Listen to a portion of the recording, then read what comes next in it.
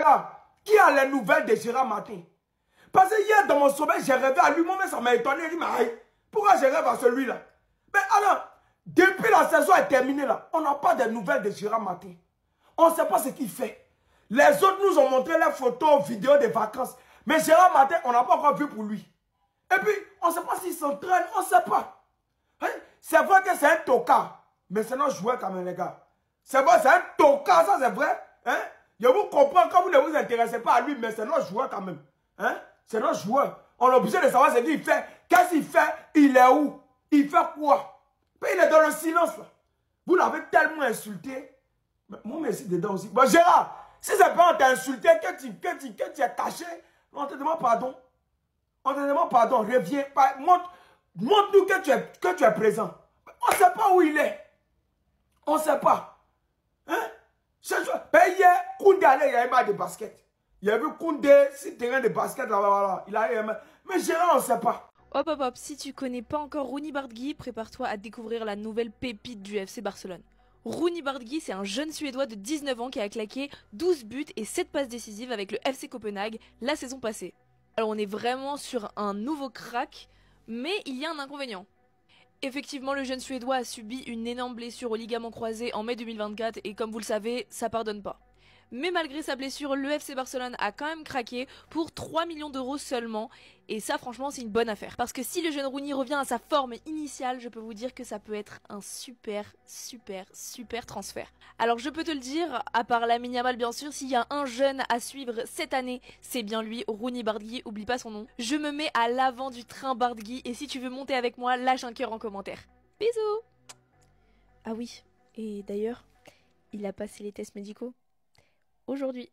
Donc normalement, il fait la pré-saison avec le Barça. Youpi! En fait, on est vraiment à la fin d'une ère, quoi. Et je réalise ça de plus en plus. On est vraiment à la fin d'une ère. Dites-vous, aujourd'hui, Ivan Rakitic prend sa retraite. Et qu'est-ce que ça me rend nostalgique? Qu'est-ce que ça me fait un petit pincement au cœur? Parce que c'est un joueur que j'aime tellement. Déjà qu'il était à Séville, je l'appréciais bien. Parce que c'est un joueur qui sort vraiment du lot. Voilà, il est très talentueux. Il sortait du lot déjà là-bas et tout. Mais quand il a rejoint le Barça, mon amour pour lui s'est décuplé. Quand il a rejoint le Barça, j'étais tellement contente. Et sans vouloir manquer de respect à Xavi, mais il nous a pas trop fait ressentir l'absence de Xavi. Parce qu'il a remplacé Xavi dignement. Il a remplacé Xavi, mais parfaitement en fait. Donc, il nous a pas trop fait sentir l'absence de Xavi. C'est pour vous dire un peu le niveau qu'il avait. Et franchement, c'était un milieu, mais il était tellement stratosphérique. Il avait cette précision devant le but. Il était tellement clinique. Il était, je sais pas, mais un milieu. Dites-moi, je me rappelle encore des buts même qu'il mettait parce que c'était des buts qui dans les moments cruciaux en fait. Je me rappelle qu'en finale contre Juventus en 2015, il avait marqué le premier but si je ne me trompe pas. Même au Bernabeu où on a gagné 3-2 et puis Messi a enlevé son maillot à la fin. Il avait marqué un but là aussi en fait. Franchement, merci à cette légende. Parce que oui, pour moi, c'est une légende du Barça. C'est une légende du Barça et il est beaucoup trop sous-coté. Je trouve que on met vraiment pas assez de respect sur le nom de ce Croate-là, en fait. Donc, merci à Ivan Rakitic pour tout ce qu'il a fait pour notre Barça. Et puis, voilà. Moi, je ne comprenais pas pourquoi, quand on demande à un joueur du Barça de partir, il dit il ne veut pas. Je ne comprenais pas. Mais maintenant, j'ai compris. C'est parce que cette année, on doit gagner la Ligue des Champions. Donc, les joueurs ne sont pas prêts à aller ailleurs. Je comprends maintenant. Mais quand tu dis à Tesh gagne des parties, il dit il ne va pas. Quand tu dis à Rochon des parties, il dit il ne va pas. C'est parce qu'ils savent que cette année, le Barça va remporter la Ligue des Champions. C'est maintenant, je comprends. Parce que même Petit a dit que notre nouveau maillot sans la Ligue des Champions. Oh. De nos joueurs, c'est-à-dire ils ont la vision. Parce que Tesh gagne là, lui-même il sait qu'il ne va pas jouer, mais il veut rester. Parce qu'il veut pas la Ligue des Champions. À Rochon, c'est que il sait qu'il sera sur le banc, mais il veut rester à cause de la Ligue des Champions. Quand tu demandes à un autre, il dit il ne va pas. Parce que cette année, on doit prendre la Ligue des Champions. Les joueurs là, ils voient maintenant dans les jeux. C'est pour ça qu'on a dit parce que tous les joueurs du Barça ne veulent pas quitter. Les joueurs, ça y est, quand on dit un joueur est parti, il dit il ne veut pas. C'est parce qu'on doit prendre la Ligue des Champions cette année. C'est à quoi ça, mes joueurs ne veulent pas partir. Ah, je comprends. Ils ont un peu raison. Que serait le monde du football féminin et masculin sans le Barça? Je ne sais pas. En tout cas, le flickball jusqu'aux féminines, c'est pas des blagues. Après leur victoire 5-0 contre le Portugal, les féminines du Barça et toute l'Espagne étrillent 6-2 la Belgique. 6-2 avec la reine. La reine, oui, 2 fois élue joueuse du match. Parce que oui, actuellement c'est Aitana. 2 buts, 2 passes D, en fait tout y est. En vrai c'est pas si étonnant que ça, parce que quand tu vois qu'elle met ce coup franc là aux Jeux Olympiques de Paris l'année dernière, en vrai c'était sûr qu'elle était de retour.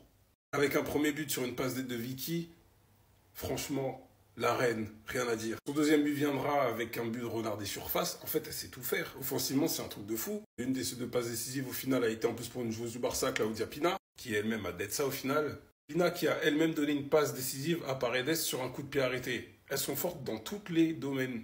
Sur tous les domaines.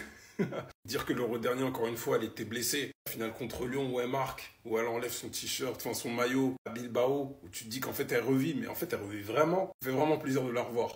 Tiens, les sanctions de la Coupe du Monde des clubs pour les cartons rouges sont tombées. On va voir si le tarif est le même pour tout le monde. Donc, fin de Coupe du Monde des clubs pour Pacho et Lucas Hernandez. Donc les 2 joueurs ont été suspendus de 2 matchs suite à leur carton rouge. Pour l'instant, pas choquant. On peut se dire, ok, 2 matchs de suspension, c'est pas abusé. Voyons voir du côté des adversaires. Bah, qu'est-ce qu'il raconte là? Un match de suspension confirmé pour Yushsen, qui manquera donc la demi contre le PSG, mais pas une éventuelle finale. C'est pas possible, il y en a qui prennent 2 matchs, il y en a qui prennent 1 match. On est où là? C'est pas possible. Ah, mais j'avais caché son logo, pardon. J'avais ma tête devant le logo du Real, je comprends mieux maintenant. Étant donné qu'il a le logo du Real sur le maillot, évidemment il écope d'une peine moins longue.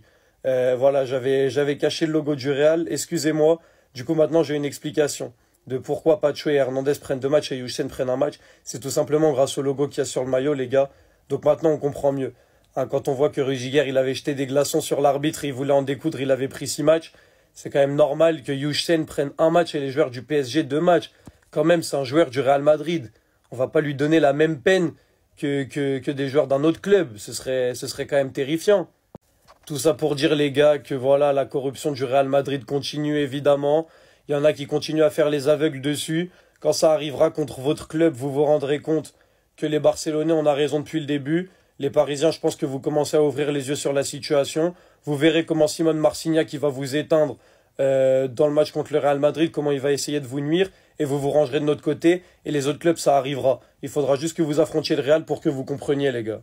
Pogba et Ansu Fati qui commencent déjà à s'afficher ensemble. S'il y en a bien qui doit être content, c'est Ansu Fati, car il avait dit qu'il kiffait Pogba déjà de base depuis qu'il est à la Masia. Et les gars, la saison prochaine de Monaco, je suis trop hype. Mais je pense que ces 2 joueurs ont un objectif en tête. C'est de performer la saison prochaine afin de retrouver leur équipe nationale. Pogba doit avoir un plan en tête, c'est être de retour pour la Coupe du Monde. On est passé de Kanté, Pogba à Tchouaméni. Et dire qu'il y en a qui nous ont comparé Tchouaméni et Pogba, les gars, c'est un crime, je m'en remets toujours pas. Et franchement, le retour de Pogba en équipe de France pourrait faire énormément de bien à Didier Deschamps. Reste juste à voir s'il aura le niveau la saison prochaine. J'espère qu'il va pas nous décevoir car il est hyper attendu. Donc il y aura énormément de pression sous ses épaules. On parle quand même d'un joueur qui a matrixé une génération. Ansu Fati, je pense que dans un coin de sa tête, c'est la même chose. Tout ce qu'il a envie, c'est de performer et d'être aussi lui aussi appelé avec son équipe, avec l'Espagne. Sauf que lui, c'est un peu plus compliqué parce que sur son côté, il y a l'autre enfoiré qui nous a mis une clim. On va pas se mentir qu'il est beaucoup trop fort. On a justement très bien vu qu'il n'a pas de bons remplaçants. Parce que les Saragossa, ils sont bons qu'en club. Avec la sélection, ils sont éclatés. Donc Ansu Fati aurait peut-être quelque chose à gratter. En tout cas, j'ai hâte de voir le retour Pogba x Ansu Fati. Ça a l'air d'être très intéressant. Sinon, vous les gars, vous en pensez quoi? Rendez-vous sur Snap, on s'ennuie. Merci, redescends là. Merci.